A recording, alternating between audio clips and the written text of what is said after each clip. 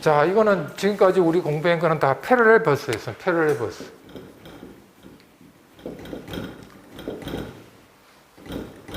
이거는 완전히 뭡니까? 굉장히 고속의 버스에서 사용하는 기법이죠. 굉장히 속도를 높여야 될 때. 그런데 실제로는 요즘은 뭡니까? 클락 속도가 워낙 올라가가지고 지금은 뭡니까? 이거는 뭡니까? 이거 뭡니까? 칩에서 쓰는 거죠. 칩상에서 굉장히 속도가 빨라야 되잖아요. 그죠? 반도체 내에서, 칩 내에서. 그런데 이제 칩 바깥쪽에서는 요즘 뭐냐면 선이 많이 필요하잖아요. 패러렐 버스로 하게 되면 그죠? 선이 많이 필요하니까 전부 다 시리얼 버스를 쓰죠. 시리얼 버스. 그 다음에 클락 속도가 워낙 빠르기 때문에 시리얼 버스를 써도 아무 문제가 없죠. 요즘은 속도가 워낙 빠르기 때문에. 그래서 이 시리얼 버스로 우리가 많이 쓰는 게 UART. 이거는 여러분 잘 아시죠? Universal Asynchronous Receive and Transmit.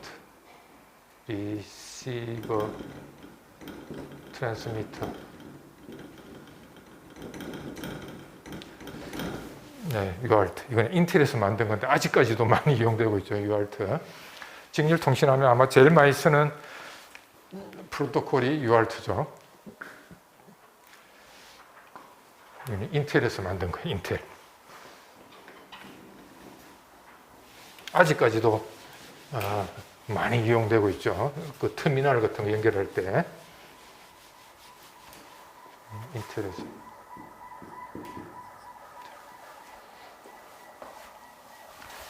그 다음에 많이 쓰는 게 I2C. 이거는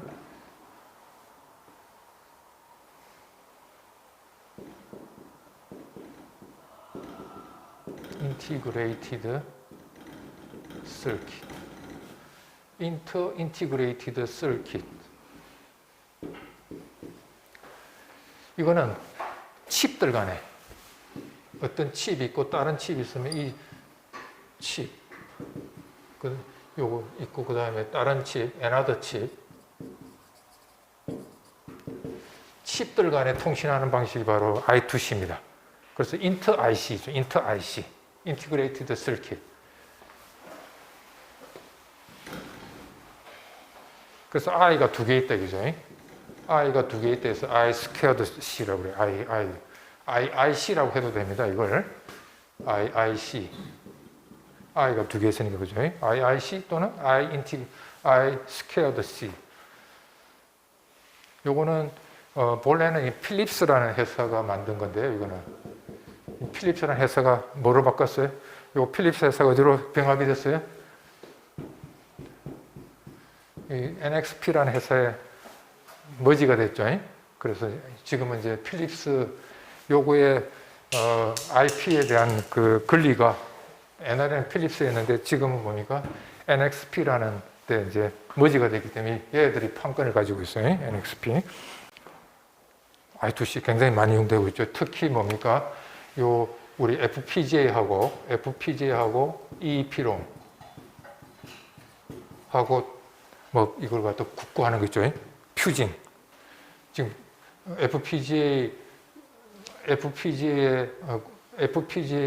정보 있죠. 요게 요 퓨징해야 될 거 아닙니까?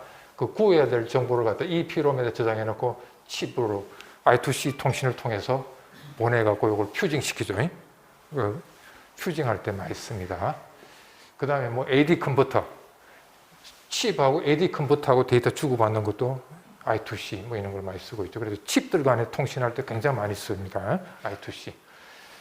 요거는 그 필립스가 뭐 만든 회사였어요? 가전제품, 우리 삼성전자처럼 가전제품 만든 회사였죠. 뭐 TV, 유럽에서 TV를 아주 많이 생산하던 업체죠, 본래. 그러니까 TV 내에 칩들이 굉장히 많이 있을 거 아닙니까? 그죠? 그것들 간에 통신하기 위한 규약으로서 이제 필립스사가 제일 먼저 만들었어요, 맨 처음에. 그 다음에 이제 우리가 또 이 직렬 통신에서 많이 쓰는 게 CAN이죠. 캔버스. 이것도 증일버스입니다. 캔버스. 이거는 컨트롤러 에리어 네트워크입니다. 컨트롤러 에리어 네트워크. 이거는 한 40m까지 커버를 합니다. 40m. 40m에 1Mbps. 캔 통신하게 되면 40m 거리까지 1Mbps로 데이터를 주고받을 수 있는 그겁니다. 그래서 보통 어디서 많이 쓰는 캔은 자동차에서 많이 쓰니까 캔의 약자를 카 에리어 네트워크라고 착각하는 사람들 많이 있는데 카가 아닙니다. 컨트롤러 에리어 네트워크입니다. 카. 그래서 차에서 많이 쓰고 있죠. 자동차. 우리 뭐 현대자동차 그 안에 보면 전부 다 굉장히 많은 디바이스들이 있잖아요. 그죠? 그게 아마 CPU가 아마 10,000개 정도 이상 들어가 있을 거예요. 그 10,000개를 CPU가 있는데 그 10,000개 CPU들끼리 통신을 하는 게 바로 뭐냐 캔을 통해서 하고 있어요. 캔. 그래서 예를 들어서 우리가 가속기를 밟는다든지 브레이크를 밟는지 그러면 그걸 누가 컨트롤하냐면 CPU 하나가 다 달려 있거든요. CPU들이 있는데 내가 브레이크 밟았다. 브레이크에 연결된 CPU가 브레이크 밟았다는 걸 알려줘야 될 거 아닙니까? 그죠? 그걸 갖다 캔버스를 통해서 통신을 합니다. 마찬가지 또 뭡니까? 갑자기 어디 충돌했어요. 그러면 뭡니까? 거기서 우리 에어백이 터지잖아요. 그 에어백 컨트롤이 되는 CPU가 또 뭡니까? 캔버스를 통해서 알려줘야 될 거 아닙니까? 그죠? 그런 것들이 다 캔버스를 통해서 하고 있습니다.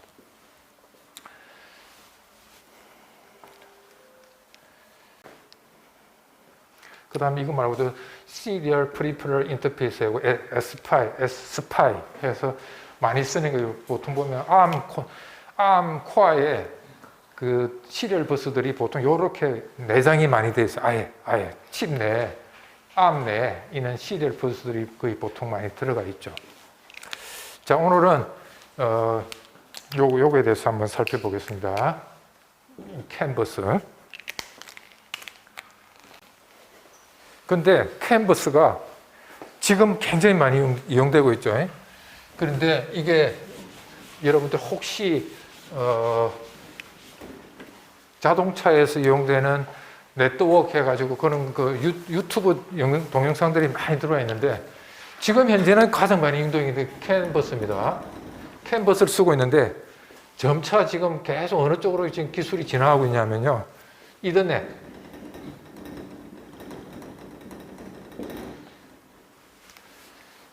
이더넷으로 아마 한 10년 내로 캔버스에서 아마 이더넷, 즉 우리 그 인터넷 쓰고 있는 거 있죠. 그 통신 방식으로 아마 자동차에서도 아마 채택될 가능성이 굉장히 높아요. 지금까지는 캔버스가 대세인데 아마 한 10년 내로는 이 캔버스가 이더넷으로 아마 리플레이스, 아마 자동차 내에서도 인터넷 통신으로 아마 데이터가 전부 다 갔다 왔다는 거로 진화가 될 거라고 다들 예측하고 있습니다. 지금 현재는 캔버스를 쓰고 있지만 왜냐하면 요놈은 캔버스는 이 8바이트밖에 최대로 많이 보낼 수 있는 데이터가 8바이트밖에 안 되거든요. 데이터량이 너무 작죠. 지금 현재 8바이트밖에 안 되거든요. 한 프레임에서 보낼 수 있는 최대 데이터가 8바이트예요. 그런데 이더넷은 굉장히 많은 데이터를 보낼 수 있잖아요. 그죠? 한 번에. 그러다 보니까 아마 이제 캔버스의 이제 단점이죠. 데이터 한 번에 보낼 수 있는 데이터가 너무 작다 보니까 이걸 갖다가 결국 이제 이더넷으로 다 바꾸려. 지금 현재 이더넷이 벌써 나오고 있어요. 그래서 한 10년 내로는 그 이더넷이 점차 진화해가지고 캔버스는 아마 자동차에서 더 이상 사용되지 않을 거예요. 10년 이내에 아마 그럴 겁니다. 그렇지만 지금 현재는 뭐 캔버스 아직도 많이 이용되고 있기 때문에 캔버스에 대해서 한번 요 캔버스는 누가 만들었냐면 볼시라는 사람이 만들이 볼시. 예, 독일 사람의 볼시라는 사람이 만들어 아마 이 사람 돈을 엄청 벌었을 거예요. 캔버스라는 걸 규약을 처음으로 만들었죠. 굉장히 심플합니다.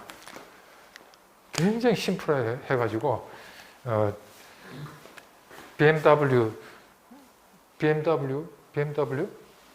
벤츠인가? 벤츠. 요걸 갖다 벤츠라는 이 자동차 회사에서 처음으로 채택하면서 전 세계로 이제 캔버스가 자동차에 다 이제 사용되고 있거든요. 볼시라는 사람도 독일이고, 이 자동차, 독일 자동차 만든 회사가 벤츠이기 때문에 요네 둘이가 딱 이제 궁합이 맞은 거죠. 그래서 하여튼 볼시가 만들었고, 90년대 중반에 만들었어요. 볼시라는 사람이 제안했고, 벤츠라는 사람이 한 2, 3년 이내에 이걸 갖다가 채택해 자동차에서 사용하면서 모든 자동차에서 다 이 캔버스를 사용하고 있죠.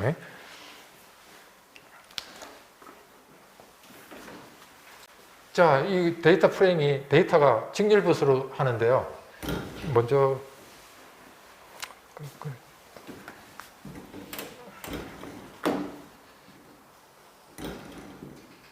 반드시 여기에 두 개의 선을 이용합니다. 125옴 터미네이션 저항을 달아야 돼요. 여기에 이제 디바이스를 물립니다. 뭐 예를 들어서 에어백을 제어하는 장치. 그 다음에 또 브레이크 제어하는 장치, CPU, 그죠? CPU가 다 들어가 있는 거예요. 이렇게 두 선을 통해서 데이터를 주고받습니다. 디바이스 A, B, C, 뭐 이런 식으로. 요거를 우리가 termination resist라고 그러죠.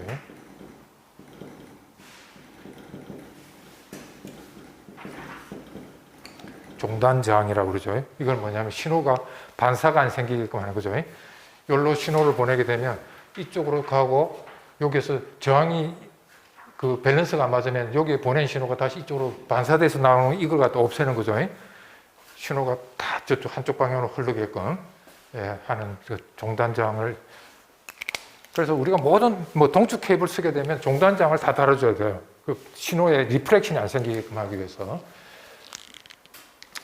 자, 이렇게 이제 하는데 캔버스에서 중요한 내용이 뭐냐면 신호를 보낼 때 두 가지 우리가 한 비트를 보내게 되면 1 아니면 제로잖아요. 그죠? 자, 두 개의 신호를, 두 개의 선을 통해서 보내기 때문에 우리가 데이터를 마이크로 컨트롤러에서는 1, 0, 1, 0 이렇게 보내잖아요. 그죠? 0, 1, 0 만약 이렇게 보낸다면 0, 1, 0 뭐 이렇게 보낸다면 자, 캔버스는 우리가 오픈 컬렉터 출력하고 유사하게 오픈 컬렉터 출력이 있으면 자, 여기 오픈 컬렉터 출력이 있으면 오픈 컬렉터 출력에는 반드시 뭐가 필요해요? 풀업 저항이 필요하죠. 풀업 레지스터.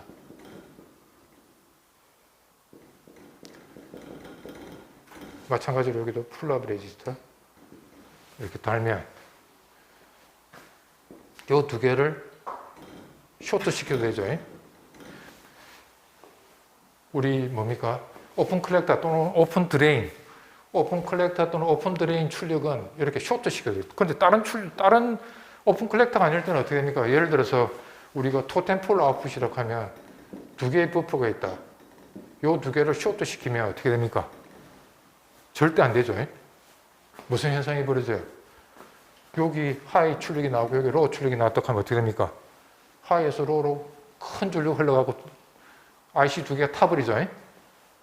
큰 전류 흘러면 타버리잖아요. 그러니까 그냥 일반적인 출력은 우리가 보통 이제 토템폴 아웃풋이죠. TTL 같으면 토템폴 아웃풋을 갖다가 이 출력을 두 개를 갖다가 이렇게 쇼트를 시키면 어느 한쪽에서 높은 전압, 어느 한쪽에서 낮은 전압이 나와갖고 큰 전류가 흘러가고 IC 두 개가 타버리기 때문에 고장이 나버려요. 그래서 절대로 연결하면 안 되는데 오픈 드레인 또는 오픈 컬렉터 출력 두 개를 쇼트 시켜도 아무 문제가 없어요. 그래서 버스를 만들 때 쓰는 거잖아요. 그죠? 버스 구현할 때.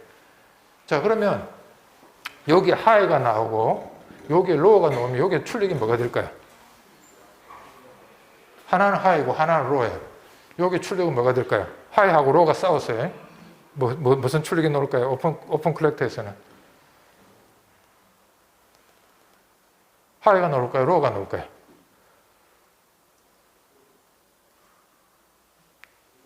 이쪽으로 풀다운 돼요. 오픈 컬렉터 출력에서는 로우가 이겨요.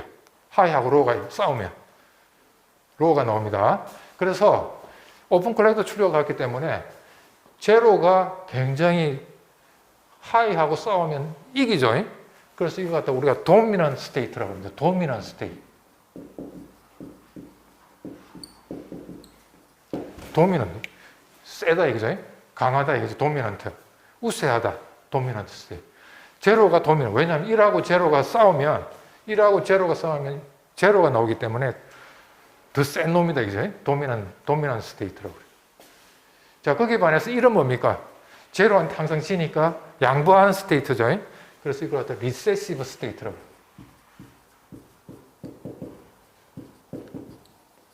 물러나는 스테이트, 리세스. 물러난다, 이게. 리세스. 물러나는 스테이트. 1하고 제로하고 싸우면 항상 제로가 이기 때문에 양보하는 스테이트죠, 그죠? 리세시브. 물러나다. 리세시브 스테이트. 0은 우세한 스테이트. 도미넌트 스테이트.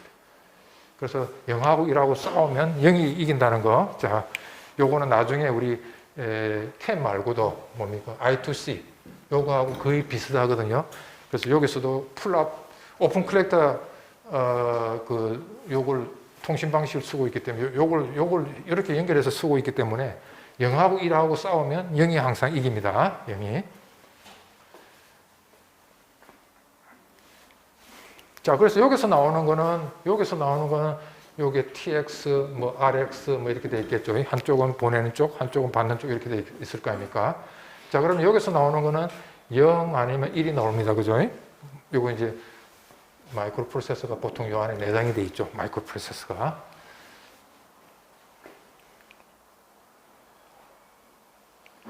그러면 요게 이제 선이 두 개로 날아가잖아요. 그죠? 요거 어떻게 되냐면 이제 실제로 날아가는 거는 제로일 때는 요쪽에서 나타나는 신호는 어떻게 되냐면 2.5V를 중심으로 2.5V를 중심으로 해서 0일 때는 3.5V 1.5V, 1.5V 이렇게 해서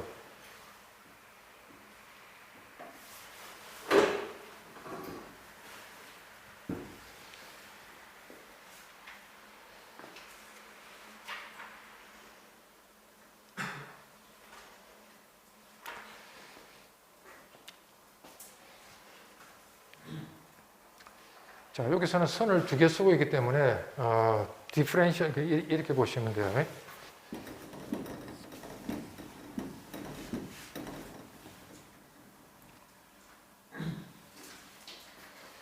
여기에 1이나 제로가 들어오면 여기에 나오는 거는 하나는 이렇게 0이라는 신호가 들어오면 하나는 이렇게 2.5에서 3.5V 이렇게 펄스가 되고요. 다른 하나는 2.5에서 1.5V 펄스, 요게 두 개 신호가 만들어진다. 이렇게 디퍼런셜 시그널, 요걸 갖다가 can high, can low. 이게 can high입니다, 이게. can high. 그 다음에 요거는 can low. 이게 1이 들어오면 그럼 어떻게 되냐? 2.5V. 하나, can high에서는 2.5V. can low에서도 2.5V. 이렇게 나와요. 똑같은 전압이다. 여기 2.5V가 나오고, 여기도 2.5V. 그 다음에 여기면 다시 어떻게 되냐면, can high는 이렇게 놨다가 하이로 가고요. 그 다음에 can low는 이렇게.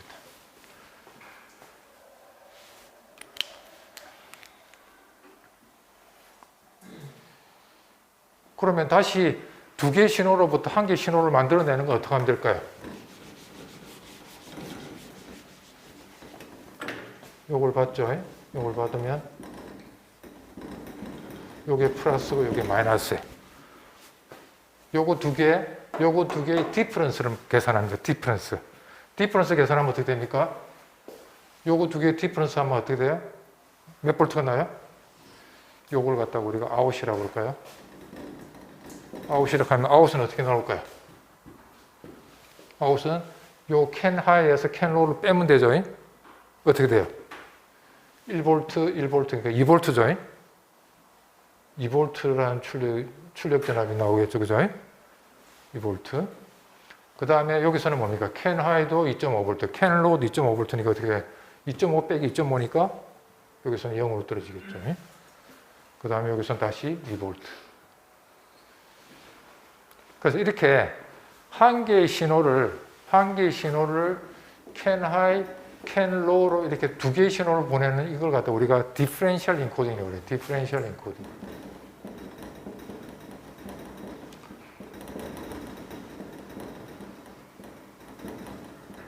그래서 캔버스는 디퍼런셜 인코딩을 쓰고 있어요. 디퍼런셜 인코딩을 쓰는 이유는 바로 뭐냐면 자동차에 노이즈가 굉장히 많이 발생하잖아요. 그죠? 이게 디퍼런셜 인코딩이 노이즈에 굉장히 강해요. 노이즈에 굉장히 강해요. 자, 무슨 뜻이냐면 여기에 캔 하이에도 자, 이게 굉장히 가까우게 이게 트위스트 케이블이거든요.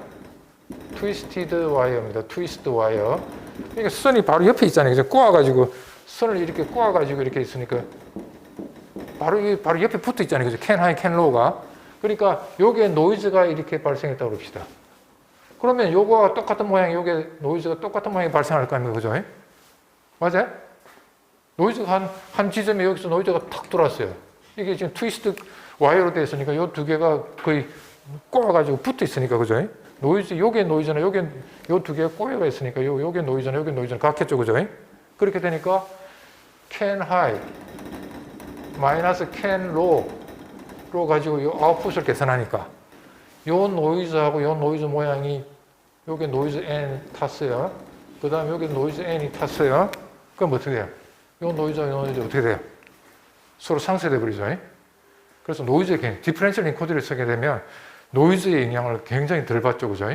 그래서 자동차 같은 경우는 그게 하여튼 온갖 노이즈들이 발생하는 그 대가 아니에요. 자동차 내부가. 그러니까 디퍼런셜 인코딩을 쓰고 있기 때문에 노이즈에 굉장히 강해요. 노이즈가 발생하더라도 거의 무시할 수 있다 이거죠. 큰 노이즈가 들어오더라도 저것끼리 상쇄가 되버리잖아요. 디퍼런셜 인코딩을 쓰고 있기 때문에, 그죠?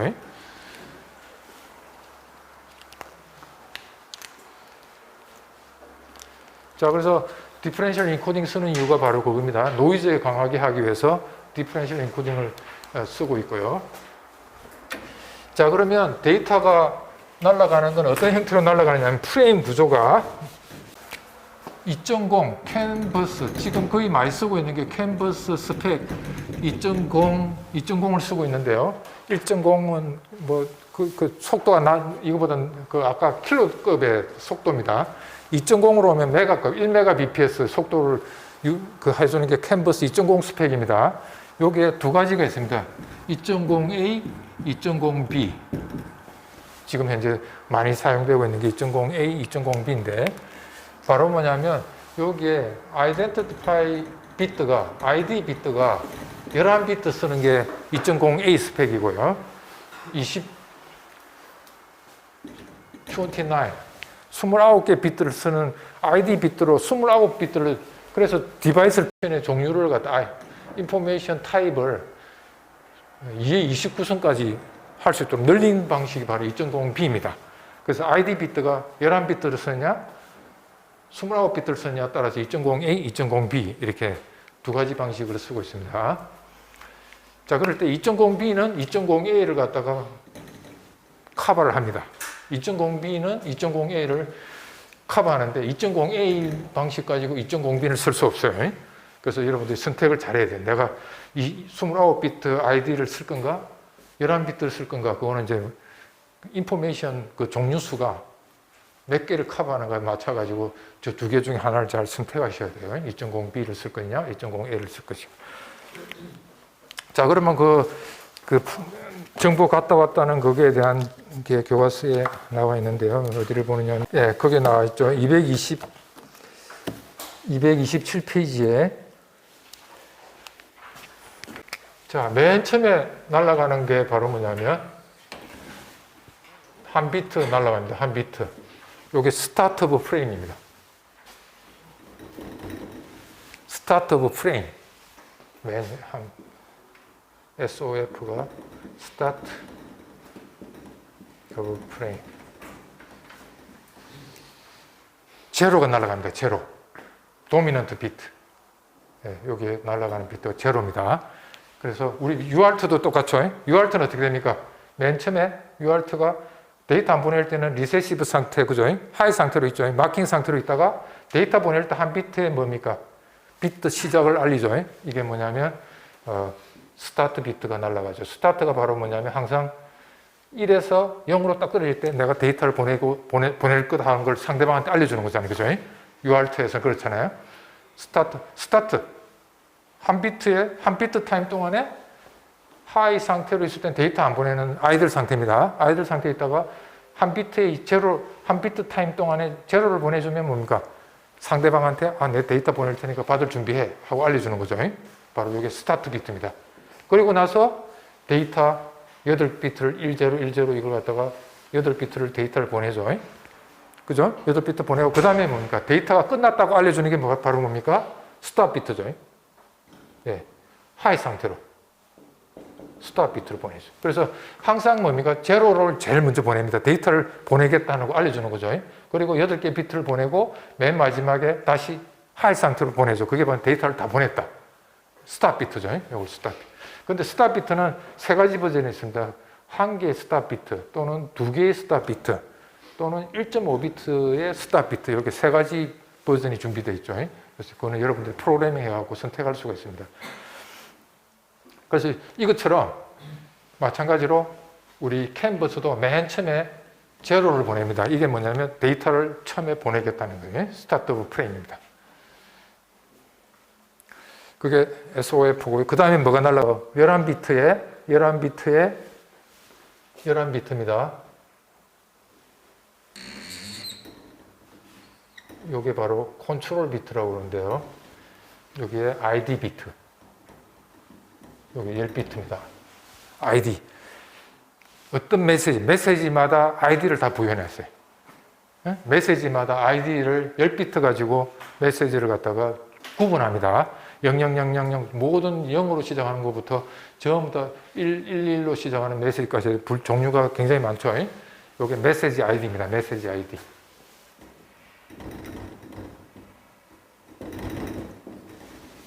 브레이크 밟았을 때 메시지에 아이디가 있을 거고, 그죠?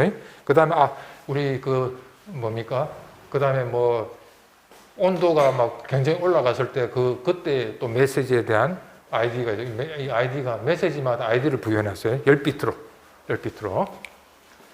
그리고 요 한 비트가 바로 뭐냐면 RTR 비트입니다. RTR. 리모트 리시브 트랜스미션 리퀘스트. 예. 트랜스미션 미션.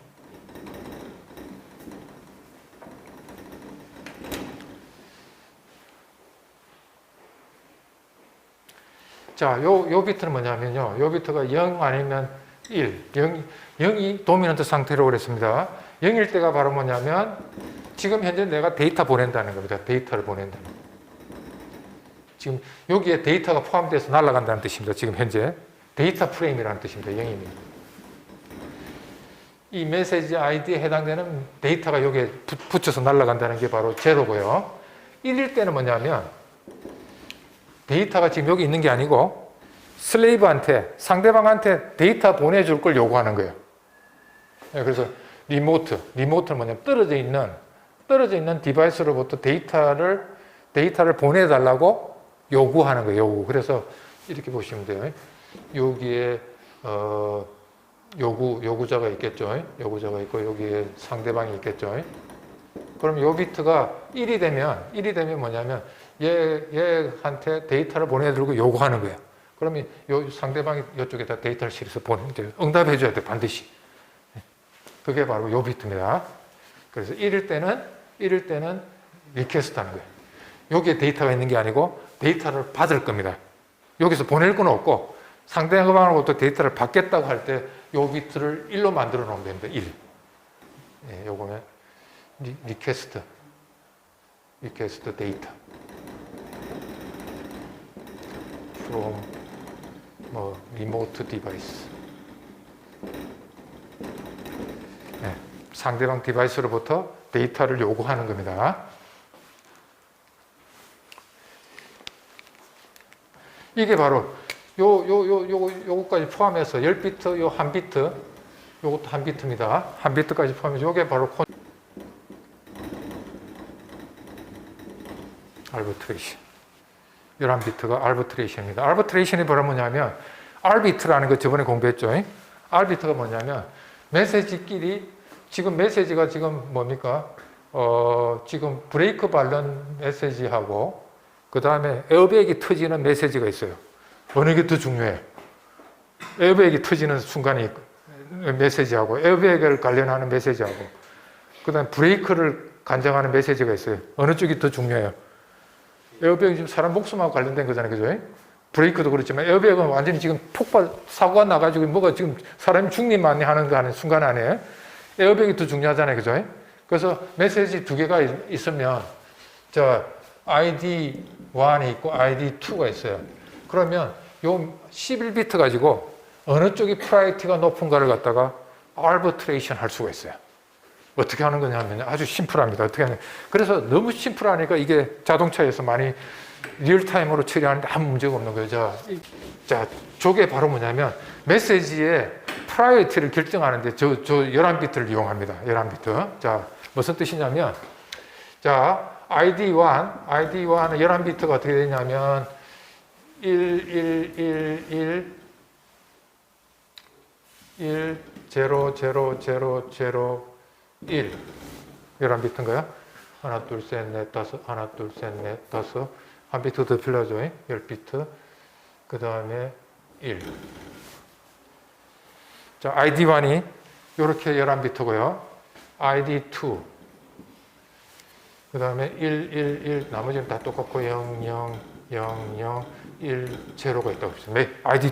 자, 메시지 두 개가 이제 서로 버스에다가 저 프레임을 실었어요.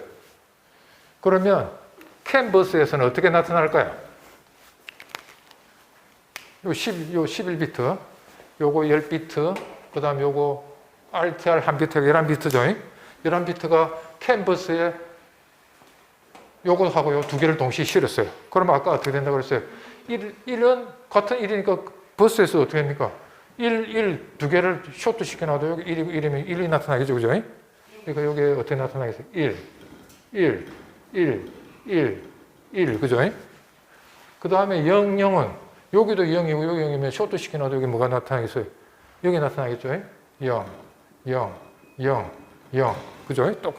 그 다음에 여기도 1이니까 1. 자, 문제는 여기서 한 비트 달라졌죠? 1, 0 붙으면 누가 이긴다고 그랬어요? 0이 이긴다고 그랬죠? 자, 그러니까 버스에 나타나는 거는 무슨 메시지가 나타나요? ID1하고 ID2 메시지를 같이 버스에다 실었는데 누가 어느 메시지가 나타나요? ID2가 나타나죠? 이게 바로 프라이어티가 높다는 거예요. ID1하고 ID2 싸우면 ID2가 0이 있는 쪽이 이기죠. 그래서 제일 높은 우선순위 높은 프라이어티가 가장 높은 ID 메시지는 뭘까요? 제일 높은 메시지. 예, 전부 다 0이에요. 자, 이거하고 싸우면 ID라는 X라는 메시지가 있다고 합시다. 그럼 이 세 개가 갑자기 버스에 같이 실렸어요. 그러면 캔 버스에는 뭐가 나타나요? 이게 나타날 거 아니에요. 그죠? 그래서 올지로 arbitration 비트 11비트가 전부 다 제로인 메시지가 제일 우선순위가 높아요. 그래서 이 arbitration 11비트의 비트 정보에 의해서 뭐가 결정됩니까? R비트가 결정이 되죠. 중재가 이루어져 버리잖아요. 그죠? 어느 메시지를 제일 먼저 처리해요. 그래서 긴급을 요하는 메시지일수록 뭡니까? 긴급을 요하는 메시지일수록 MSB가 0이 들어가는수록 빠르겠죠. 그죠? 요게 맨 처음에 나타난 게 그 캔버스나 다음에 공부할 우리 그 I2C 있죠. I2C 버스는 다 뭐냐면 항상 메시지를 MSB부터 먼저 보냅니다. 비트, 요 자릿수가 제일 중요한 비트부터 먼저 보내거든요. 그래서 이거는 결국 뭐냐면 빅엔디안 방식이죠. MSB부터 보내는 방식을 빅엔디안 방식이라고 그러죠. 그래서 I2C나 캔버스에서는 빅엔디안 방식을 채택하고 있어요. 그래서 MSB 비트가 먼저 날아가요. MSB 비트. 자, 그래서 메시지 비트 중에 ID1, ID2가 있을 때 맨 MSB 비트가 1인 거하고 0인 거 있으면 누가 이겨? 당연히. 그죠? 값이 작을수록, 그죠? 값이 작을수록 아비트레이션이 먼저 처리를 해준다, 그죠? 메시지를 갖다 먼저 처리를 해주는. 그래서 요 11비트가 바로 아비트레이션을 결정해주는 가장 중요한 비트입니다. 그래서 중요도가 높을수록 이 값이 작습니다. ID 값이 작아요.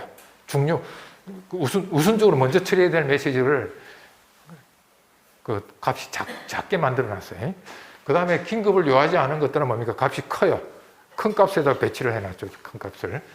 그래서 자동차에서 처리할 수 있는 그 메시지를 갖다 참 더 어느 게 더 중요한가 그걸 봐가지고 메시지 아이디를 다 붙여놨어요.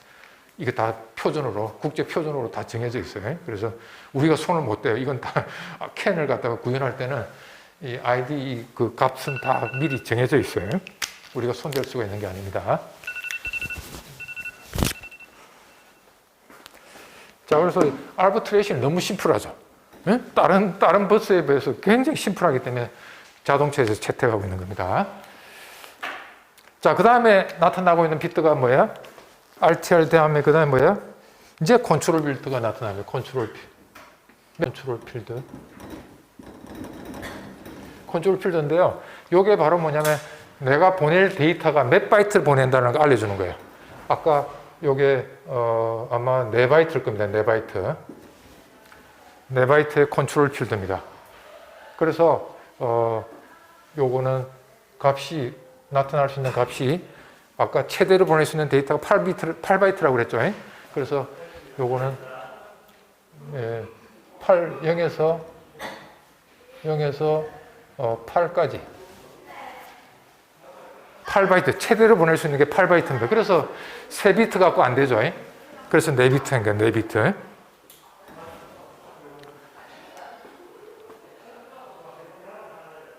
그리고 나서 컨트롤 나타나고 나서 그 다음에 데이터가 나타나죠.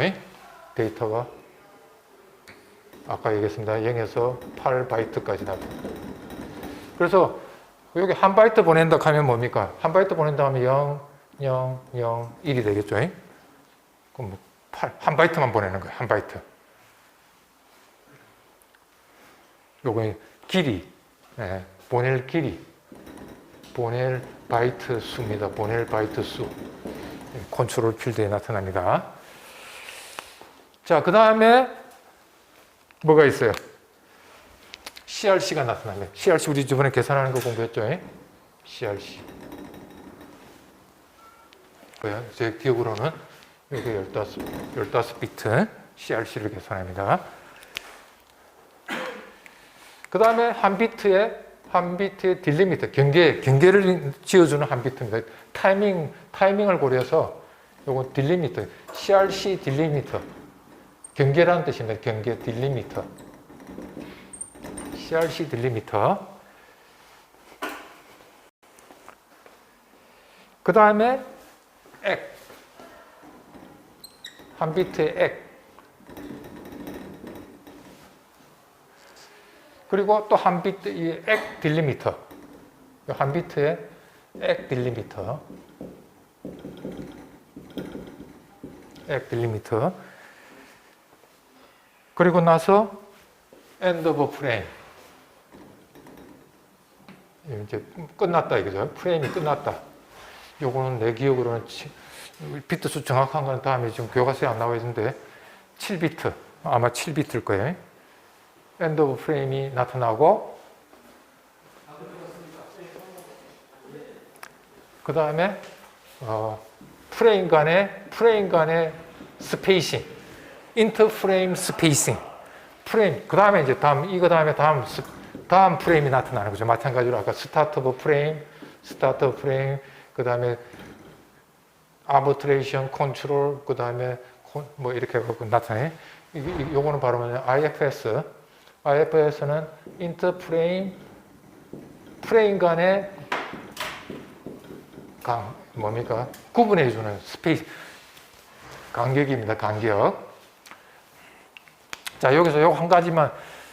자, CRC는 여기서 여기 요 데이터에 대한 것만 계산합니다. CRC가. 요 앞에 거는 계산 안 넣습니다. 순수한 데이터에 대해서만 CRC를 계산해요. 그러니까 여기서부터 CRC 계산합니다. 여기서부터. 요 앞에 것과는 포함 안 합니다.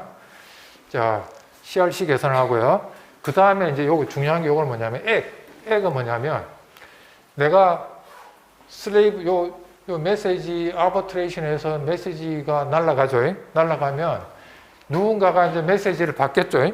그 해당되는 이 아이디를 보고서 아이디에 따라서 그 처리하는 이 메시지를 받는 슬레이브가 있을 거 아닙니까? 그죠? 그 슬레이브가 CRC까지 체크를 했어요. CRC까지 체크했더니 잘 받았어요. 잘 받았으면 슬레이브가 반드시 여기에 잘 받았을 때는 슬레이브가 보내주는 뭐로? 리세시브 스테이트를. 그럼 어떻게 돼요? 리세시브 스테이트 항상 이긴다고 그랬죠. 자, 내가 데이터를 보냈습니다. 마스터가 데이터를 보냈어요. 슬레이브가 잘 받았어요. 그러면 슬레이브가 요 비트 타임 동안에 반드시 잘 받았으면 0을 보내줘야 돼, 0을. 그러면 버스가 뭐로 감지가 되겠어요? 0이 항상 이긴다고 그랬죠. 0이 나타나야 돼. 그럼 0이 뭐야? 체크했더니 0이 감지됐어요. 그럼 뭐야? 메시지를 마스터가 뭡니까? 요 비트 타임을 딱 읽었더니 데이터 보내고 나는데 요 액 타임 때 데이터를 읽었더니 0이 됐어요. 슬레이브가 0을 보낸 거잖아요. 그죠? 0이 뭐라고 그랬어요? 메시지 잘 받았다. 못 받았으면 뭘 보내요? 못 받았으면 하이를 보내야 돼. 요 타임 때. 그러면 하이로 뜨겠죠. 그죠? 캔버스를 마스터가 데이터 보내고 나는데 저 비트 타임 동안에 데이터를 체크했더니 액 타임 동안에 1이 나타났어요. 그럼 뭐예요? 0을 안 보냈죠. 데이터에 에러가 생겼다는 거예요. 그러면 어떻게 되겠어요? 마스터가 다시 보내야 돼. 데이터를. 리트랜스미션. 그게 바로 뭐냐면 요거는 다 누가 보내는 거예요? 마스터가 보내는 거예요. 마스터가 보내는 거 요 타임 동안은 뭐예요? 슬레이브가 보내는 타임이에요. 슬레이브가. 데이터를 잘 받았다, 못 받았다. 배달 사고가 났냐 안 났냐 알려주는 게 바로 요 비트 타임이에요. 여기서 1이 감지되면 데이터에 배달 사고가 난 거예요. 그래서 다시 보내야 돼, 마스터가. 근데 만약에 여기에 0이 나타났다? 그러면 슬레이브가 0을 잘 받았다고 0을 보내준 거예요. 그래서 0이 감지됐을 땐 데이터가 잘 전송이 된 거예요. 그래서 데이터 새로 보낼 필요가 없습니다. 그리고 나서 여기 이제 프레임을 다 보냈다는 마지막 데이터, 이 프레임의 마지막이다 하는 걸 갖다가 보내주고요. 그 다음에 프레임 간에 조금 이제 이거 뭡니까? 인터벌을 좀 주고, 그 다음에 새로운 또 프레임이 날아가고, 이렇게 구성이 되어 있습니다. 오늘 여기까지만 할게요.